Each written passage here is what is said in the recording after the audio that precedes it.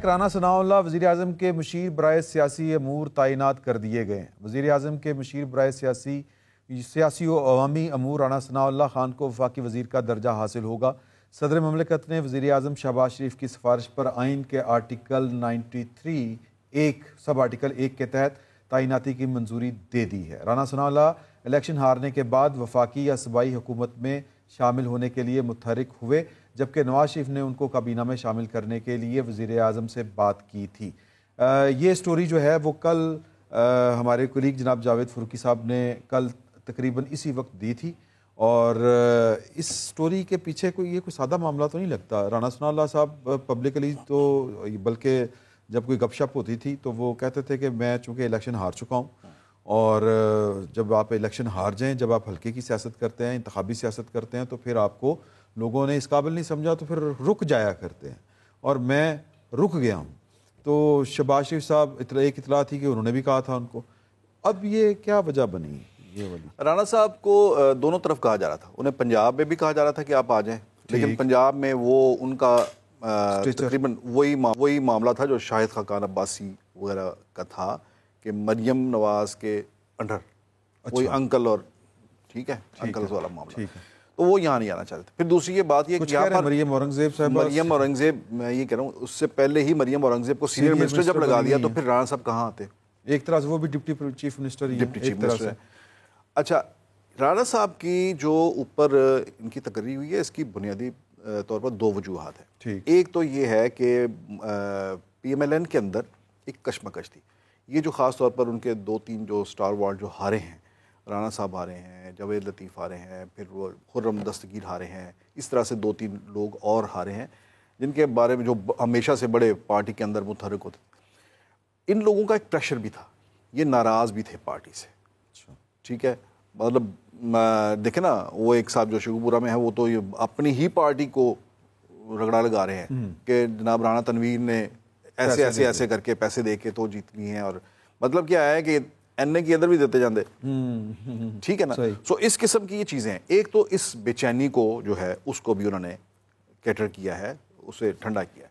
دوسری یہ بات ہے کہ حکومت کے اندر جیسے میں نے پہلے بھی کہا تھا کہ میاں نواز شریف نے اپنی جو ہے اپنا اثر و رسوخ جو ہے اسے بڑھایا ہے اور اپنی انٹری کی ہے ان فیصلوں سے، اسحاق ڈار صاحب کے حوالے سے اور رانا ثناءاللہ کے حوالے سے۔ یہ دو ایک فیکٹرز ہیں۔ اب رانا ثناءاللہ جو ہیں اب بڑی خطرناک پوزیشن پہ چلے گئے۔ اب وہ دیکھتے ہیں کہ اب وہ انہیں ایک قسم کا اس وقت کیبنٹ میں او ایس ڈی ہیں، ٹھیک ہے، سیاسی امور کے۔ اب لیکن یہ ایسے نہیں رہیں گے، اوپر گئے ہیں سیاسی امور کے مشیر کے طور پر بیٹھ گئے ہیں۔ کیا مطلب ہر وقت وہ بیٹھ کے سیاست سمجھاتے رہیں گے؟ نہیں، وہ بیٹھے، وہ کسی نہ کسی وزیر کو لے کے بیٹھیں گے آنے والے دنوں میں۔ اب یہ کون سے وزیر کی وزارت کے اوپر وہ گریں گے تو پھر اس کو اس وزیر صاحب کو دائیں بائیں ہونا پڑے گا۔ یہ کسی نہ کسی وزارت کے اوپر وہ بہت زیادہ جو کرتے ہیں وہ وزارت داخلہ کا ہوتا ہے کرتے ہیں، کیونکہ وہ ان کا پچھلا پورٹ فولیو بھی وہی تھا۔ آپ کو یاد ہوگا کہ جب 16 ماہ کی حکومت آئی تھی تو اس میں حکومت بننے سے پہلے ہی آصف زرداری صاحب نے کہا تھا کہ یہ رانا ثناءاللہ جو ہیں یہ انٹیریئر منسٹر ہوں گے، حکیم حاجی رانا ثناءاللہ۔ ایک تو یہ ہے کہ وہ ہر وقت معلق ہیں، وہ کسی نہ کسی کے اوپر گر سکتے ہیں۔ دوسری بات یہ ہے کہ پولیٹیکل پارٹیز جو تینوں ہیں نا، بڑی پارٹیز خاص طور پر، اس میں آپ چلیں جے یو آئی کو بھی شامل کر لیں، ان تینوں پارٹیز میں، چاروں پارٹیز کے اندر ایک لڑائی چل رہی ہے، ایک بے چینی ہے، کیونکہ حکومت بن گئی ہے تو اب اس کے اندر رہنما جو ہیں، لیڈرز جو ہیں، ان کے اندر ایک کھینچا تانی بھی لگی ہوئی ہے کہ ہمارے ہاتھ کیا آئے کہ میں یہاں کہاں پر فٹ ہوں گا، میں کہاں پر فٹ ہوں گا۔ یہ بھی فیکٹر ہے۔ پی ٹی آئی کے اندر بھی یہ ہے، یہ آپ کے تو سامنے ہے، بڑی کھل کر کھیل ہوئی ہے یہ پی اے سی لینے کے لیے۔ شیر افضل مروت نے کیا کچھ نہیں کیا، کتنی پریس کانفرنسیں ہوئی، کتنی تردیدیں ہوئی، کتنی بار تقرری ہوئی، نامزدگی ہوئی، اور بالآخر اب انہوں نے وہ سیٹ حاصل کی، ٹھیک ہے نا۔ اچھا، اسی طرح سے باقی بھی جو اپوزیشن کے اندر عہدے ہیں ان کے لیے بھی کوششیں ہیں۔ اسی طرح سے پی ایم ایل این کے اندر، جیسے میں نے آپ کو کہا کہ وہاں پیپلز پارٹی کے اندر بھی ہے۔ پیپلز پارٹی میں اس وقت جو بڑی سیریس ڈیبیٹ چل رہی ہے، وہاں پر ایک تو 2 گورنرز جو ہیں ان کا فیصلہ ہونا ہے، اس کے لیے بڑی کھینچا تانی ہو رہی ہے کہ ہر کوئی یہ چاہتا ہے کہ میرے پاس یہ عہدہ ہے۔ نام لینے شروع کریں تو وہ سارے نام آ چکے ہیں جو اس کی لائن میں لگے ہیں، جو امیدواران ہیں۔ ایک اور جو پیپلز پارٹی کے اندر بڑا عمران صاحب جو اس وقت چل رہا ہے معاملہ ہے، وہ ہے پیپلز پارٹی پارلیمنٹیرین کا عہدہ زرداری صاحب نے خالی کرنا ہے پیپلز پارٹی پارلیمنٹیرین کے پریزیڈنٹ کے طور پر، کیونکہ صدر پاکستان بن گئے ہیں، صحیح، اس لیے پارٹی ہیڈ کا انہوں نے عہدہ خالی کرنا ہے. وہاں پر دو جو ہیں آپشنز ہیں ان کے پاس. کہنے والے کہتے ہیں کہ زرداری صاحب فریال تالپور صاحبہ کو بنانا چاہتے ہیں پیپلز پارٹی پارلیمنٹیرین کا صدر. ان کے بارے میں تو یہ تھا وہ سی ایم بھی بنانا چاہتے تھے، وہ پہلے سی ایم بھی بننا چاہتی تھیں، لیکن یہاں پر وہاں جو اوپر جو سننے میں آ رہے وہ یہ ہے کہ بلاول بھٹو وہ چاہ رہے ہیں کہ آصفہ کو پیپلز پارٹی پارلیمنٹیرین کا صدر بنایا جائے. ٹھیک.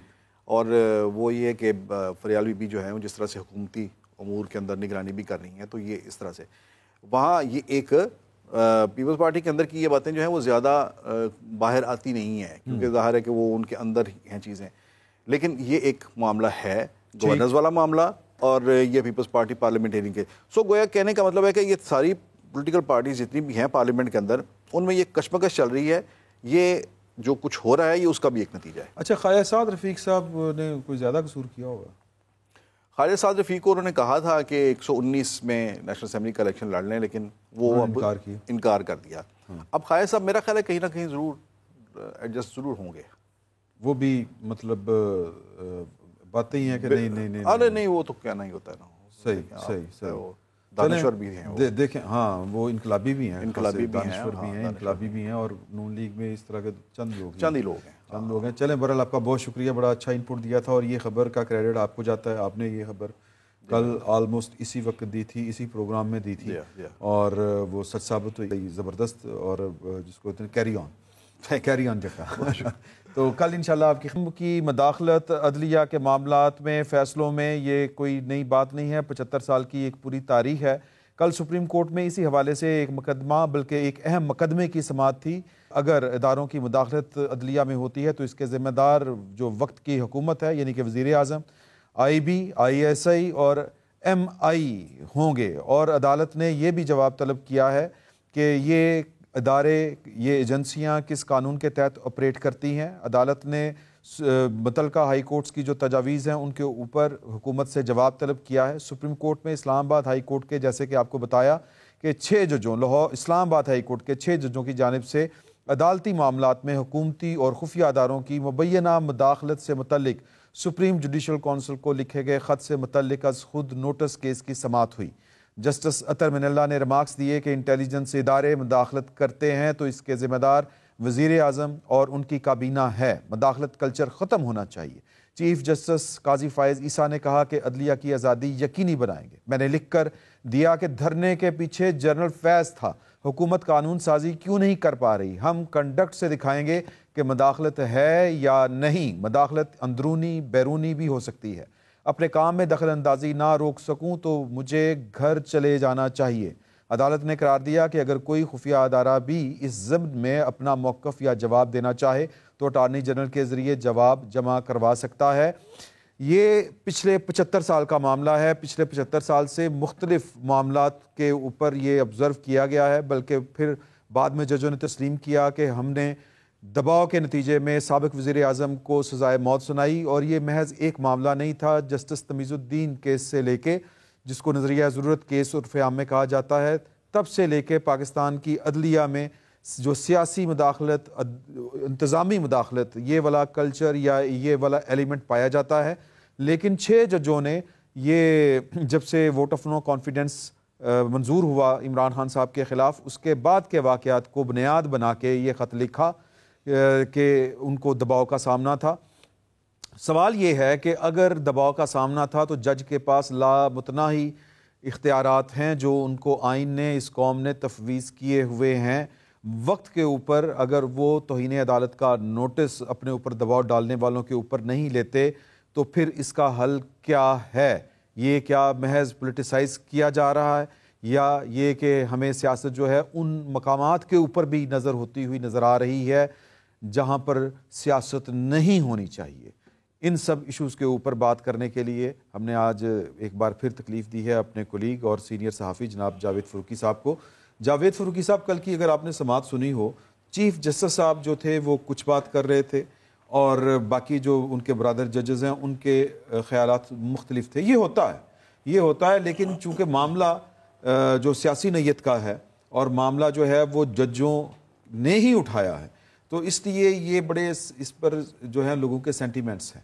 تو آپ کو لگتا ہے کہ اس یا کسی ایک، جس طرح جسٹس قاضی فائز عیسیٰ صاحب نے کہا کہ محض ایک فیصلے کی بنیاد کے اوپر نہ ملک میں جمہوریت جس طرح نہیں آ سکتی، اسی طرح عدلیہ کی آزادی بھی قائم نہیں ہو سکتی. یہ ایک لمبا سفر ہے اور اس کے لیے ججوں کو بیسیکلی اپنی جو وہ کہنا چاہ رہے تھے کہ بیک بون دکھانی پڑتی ہے، جس طرح کہ انہوں نے دکھائی. تو یہ اس کو پھر وہ نام لیے بغیر ٹانٹ کرنا یا ذرا طریقے سے اپنی بات کرنا اور نگیٹ کرنا یا چیف جسٹس کی بات کے اوپر اپنی بات لانا، آپ کو لگتا ہے کہ یہ سب کچھ جو ہے یہ بیڈ ٹیسٹ کریٹ ہو رہا ہے، اس میں سے کچھ نکلے گا یا نہیں نکلے گا؟ دیکھیں عمران صاحب، بات ہے یہ عدلیہ کی آزادی کی، جی، عدلیہ کی خود مختاری کی، عدلیہ کی بالادستی کی. اس پر تو کسی کو کوئی دو رائے نہیں ہے، ہر بندہ اس سے متفق ہے. لیکن اصل جو بحث ہے، جو ڈیبیٹ ہے، وہ یہ ہے کہ اگر عدلیہ یہ چاہتی ہے کہ وہ انڈیپینڈنٹ ہو تو اس کا سب سے پہلے فیصلہ خود عدلیہ نے کرنا ہے. جی بالکل. عدلیہ کی آزادی کے حوالے سے اب یہ جو 6 ججز کے خط سے جو معاملہ شروع ہوا ہے، اب سب کو یہ نظر آ رہا ہے کہ یہ ایک پاکستان کے اندر عدلیہ کی آزادی کے لیے ایک نئی موومنٹ کی شکل بنتی ہوئی نظر آ رہی ہے. اور لوگ کہتے ہیں کہ یہ عنقریب آپ دیکھیں گے کہ یہ ایک موومنٹ کی شکل ہوگی. اچھا، یہ پہلی بار نہیں ہوا، صحیح. یہ اس سے پہلے بھی ماضی قریب میں ہم نے اور آپ نے اپنی جو صحافتی کیریئر کے اندر ہی ایک بڑی لائز موومنٹ جو ہے اس کو کور بھی کیا. اور وہ دیکھا جب مشرف دور کے اندر افتخار چودھری کو انہوں نے ہٹا دیا تو ان ججز کے پیچھے آ کر، عدلیہ کے پیچھے آ کر تمام قوم کھڑی ہو گئی. تمام پولیٹیکل پارٹیز نے اپنی پوری سپورٹ دی. اور یہ یقین رکھیں کہ کوئی بھی موومنٹ جو ہے وہ اس وقت تک کامیاب نہیں ہوتی جب تک اس کے اندر کوئی پولیٹیکل ورکر شریک نہیں ہوتا. تو اس وقت بھی پہلے تو لائرز کی موومنٹ تھی، لیکن جب پولیٹیکل پارٹیز نے اسے اونرشپ دی تو یہ کامیاب بھی ہوئی. اس کے بڑے زور و شور سے دیکھیے آپ نے. 6 خطوں کے پیچھے پاکستان تحریک انصاف والے کھڑے تو ہیں، بالکل وہ بھی اس کے پیچھے کھڑے ہیں. لیکن میرا یہ سوال ہے کہ ہم کیا یہ یقین رکھیں، کتنے اعتماد سے ہم یہ بات کہہ سکتے ہیں کہ اس بار بھی بلا شبہ لوگ نکل آئیں گے عدلیہ کی آزادی کے لیے. یہ جو الزامات ہیں، یہ جو کیس ہے، یہ جو پٹیشن ہے، یہ چھوٹی نہیں ہے، بڑی ہے. اور جو عدلیہ کے معاملات ہیں اس کے اندر جو اداروں کی بات کی جاتی ہے، آئی ایس آئی کی، آئی بی کی، ایم آئی کی، کہ یہ سارے دخیل ہیں، یہ چھوٹا الزام نہیں ہے، یہ بڑا الزام ہے. پاکستان کے اندر تو ہوا ہی یہ ہے ہمیشہ، اور یہ بحث یہ رہی ہے کہ عدالتیں جو ہیں وہ آزادانہ طور پر کام نہیں کرتی. تو یہ ایک بڑی اچھی اپرچونٹی آ گئی ہے. یہ انہوں نے بھی کہا ہے، ججز نے بھی یہ کہا ہے کہ بہت اچھا ایک موقع آ گیا ہے ہمارے ہاتھ کہ اس چیز کو ونس فار آل جو ہے اس کو سیٹل کر لیا جائے. ٹھیک ہے نا؟ تو اچھی بات ہے، اچھی بات. لیکن مجھے یہ بتائیں کہ لائز موومنٹ چلی، صحیح، اس کے نتیجے میں جوڈیشری بحال ہوئی، تمام ججز بحال ہوئے، اور پھر کیا ہوا؟ اس جوڈیشری نے رنگ کیا اختیار کیا؟ جسٹس افتخار چودھری نے کیا کیا؟ بہت پولیٹیسائز. جس پولیٹیکل پارٹی نے اس کے اندر جو ہے اپنا پوری ان پٹ دی تھی، پوری موومنٹ وہ چلائی تھی، بینظیر بھٹو باہر سے آئیں اور یہاں پر بھی انہوں نے اسلام آباد کے اندر لیڈ کیا، میاں نواز شریف نے لیڈ کیا. اسی پارٹی کے وزیر اعظم کو کھڑے کھڑے آپ نے جو ہے وہ نااہل کر دیا.